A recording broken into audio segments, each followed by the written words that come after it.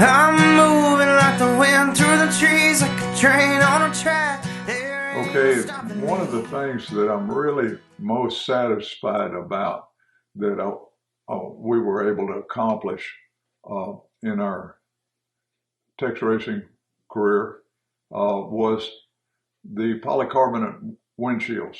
We had started out probably in the late 70s. All the stock cars were built from what you call a body in white. From the manufacturer, you got the hull of the car with no dum-dum, no paint, no primer, and then you built the race car from that. Well, the fact that the structure of it dictated the shape of the windshield, the shape of the back glass. Part of the sheet, the cutting charge was quite high. And we found out that we could buy 10 sheets at a time and get a tremendous financial break. So what we did was got a pattern from one Chevrolet, one Oldsmobile, one Buick, one Mercury, one Ford, such as that. And we cut out the back windows. And my uncle got us a large throat saw from a furniture manufacturer. So we could cut out a back window and sell it to a team for less money than they could buy the material. And we still made a profit. So it was a segment of business. We could deliver these. We were in the transmission repair business and overhaul business at that time. So we could deliver it to a team whenever they needed a back window. So it was a little bit of a segment of business. Well, that went on for several seasons, and then all of a sudden, Chevrolet and Pontiac came with a new body car that had a not only sloped back window, but it had a shape to it. Terry Lacey, Chevrolet engineer, came to us and said, "Y'all been making back windows for everybody. Now we're going to have one with shape to it. We want you to continue to do that. We want you to make the shaped back window." So we said, "Yeah, sure, that'd be great." So he said, "It's going to be tough. So we're going to send you some money to help you get started. We're going to send you 20 grand. 20 grand, that would be like 200 grand a day. It was astronomical. So we did not know at that point that this material was not thought to be farmable. So we dive in on it, and this is towards the end of probably November. So we buy quite a few sheets of this stuff and started out with an abandoned Coke machine from my uncle with a space heater in each end of it, trying to heat the stuff up enough to make it take the turn, the corners of it. Well, that didn't work out, so we struggled with it for all the month. By the end of the month, getting close to Christmas, I was ready to give up, and I tried to call General Motors and tell them that I'd give up and I'd pay them back the money by the month or whatever it took. But there was nobody there. They would all took off for Christmas holidays. So that was a problem. So we kept fighting it, and finally we found a guy who was forming black plastic boxes for some industry, and he had a machine called a Plastivac that would, with an infrared heat up the material to 300 degrees, which the forming part was between 290 and 300. Small window of opportunity there, but we did get to where made fiberglass forms to stretch it over, and with come-alongs and this Plastivac machine, we were able to make some back windows, and they were pretty good. They were pretty decent. So, kind of the first of the year,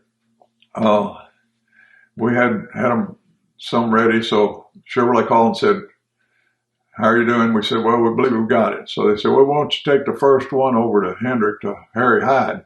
He's got the Folgers car, and we want to make sure it fits his car. He's one of our more critical customers, you might say." So I take the first one over there, and Harry Hyde had ended up being in a movie, Days of Thunder. That's it. And there was a lot of his activities portrayed in that. And I assure you they downplayed him because he was really did more than what they showed. So I take the window over there and get with Harry, and he said, "Okay, let's go down to the body shop. That's where the car, and we'll see if it fits." So we go down there and the thing fits and he's happy. So we're walking back and he says, Tex, is that stuff bulletproof? And I said, well, Harry, it depends on how big a bullet and how thick the material is. I said, this stuff will probably stop a 22 short, but you'd need something a half inch to stop a 45. He said, I already knew that.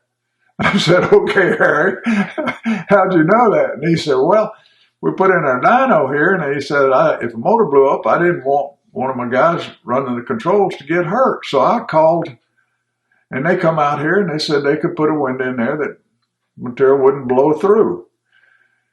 So he said, okay. So they get it in, and he said the salesman come, make sure it's all right. And he said, I asked him, is it bulletproof? And the guy said, oh, yeah. And he said, I pulled a 22 out of my pocket, and I shot that window.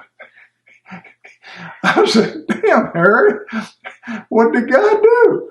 He said, Tex, it was strange. He said, he was a great big guy, but it must have scared him because he just fell down on his knees and started crying. I asked some of the guys later, I said, what Harry said, that was true, wasn't it? And they said, oh, yeah, it was true. So that was my first experience in forming polycarbonate. So we rock along a little while, and then a guy who had competed with us back when I raced in Texas, Freddie Fryer, a hard, real good guy, but a hard competitor. He was tough. But anyway, his brother gets killed at Nashville, Harold, I believe. A drive shaft went through the windshield, and he was killed. And I was sad about that because I thought we had the technology to keep that from happening. So I go to Gary Nelson. He was head of the NASCAR deal then. And he said, no, Tex, I don't want you to do windshields out of that material because he said, I got glass windshields now. And he said, they help me police the shape of the car. He said, a team can't change the glass shape. So now when I go to the racetrack, I don't have to have a template for the windshield. I don't have a template for the width of it, of the top or anything like that, because they have to do it the glass has to fit, and they can't alter the glass. So I go back and I think about it some, and I said, well, come back to him and I said, what if we put a piece inside behind the glass?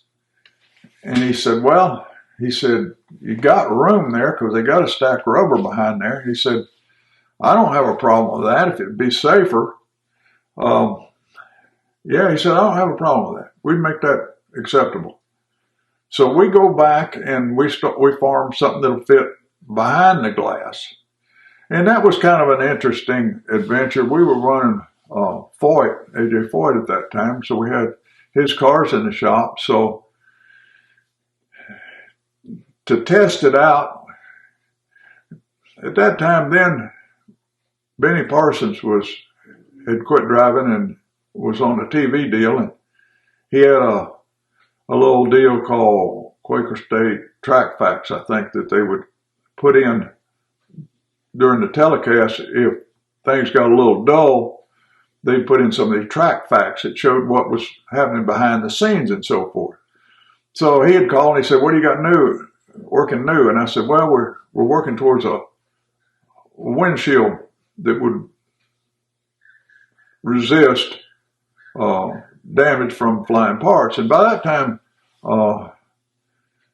Earnhardt had a piece of somebody's connecting rod come through the windshield and was in the car. And Darrell had a damper come through. Fortunately, they didn't hit the driver, but it was becoming obvious that there was debris on the track that could come through and injure somebody. So we were progressing on that. So we had a steel signpost outside. So we made like a harpoon out of it. We welded, it was about 15 foot long. We welded a point on it, and we set up two AJ's cars in the shop, one with the polycarbonate windshield and one with a glass windshield. And so then what we were going to do was get the 4 or 5 of our guys to run at the car with this harpoon thing and try to stab it through the windshield. We had one of our guys, smaller guy, high school. He works for Haas now. Lived through all this, but anyway, we put him in the back seat with a video camera, and we had 5 of our guys run with this 20-foot harpoon thing, poke it. Well, of course, it goes right in almost to the back seat, and he blurted out a few unacceptable words in fear, but was not injured. So then we do it on the car with the polycarbonate window, and of course it doesn't go through. It does damage it, but it doesn't go through. So then Benny comes with the ESPN crew and films it all, but we didn't have anybody in the back seat. They set their own camera back there with no operator, so that came off good. And then about that time, Gary Nelson calls and he says, hey, Tex, he said, you can do whatever you want with the windshields. He said, I found out the guys have found a way of grinding glass and making it smaller. And he said, I've caught guys with Ford windshields in Chevrolets and Chevrolet windshields in Ford. So he said, obviously I can't police it with the glass anymore. He said, go ahead with the deal. So I think it was very rewarding that I think we were able probably to save some injuries throughout the years. Don't have any really recorded incidents of what it saved or how many people could have been hurt. But I'll say it was my idea, but ideas are real easy. Ideas are the easiest part of a product. The hard part is getting it to market. The hard part is the people that get to where they can manufacture it, where you can test it, where you can supply it, deliver it, sell it, and collect the money. And there's always, that's the hard part of any product. And that's where you got to say, we did this rather than I. But it's one of the items that we were able to bring that I don't think has ever been recognized. And I don't care about that. It's just in racing, the satisfaction of being able to accomplish something is more than the money. That's kind of what it's all about. There's a fork in the road and a dead end sign. Well, I'm pushing this forward just as fast as she'll fly.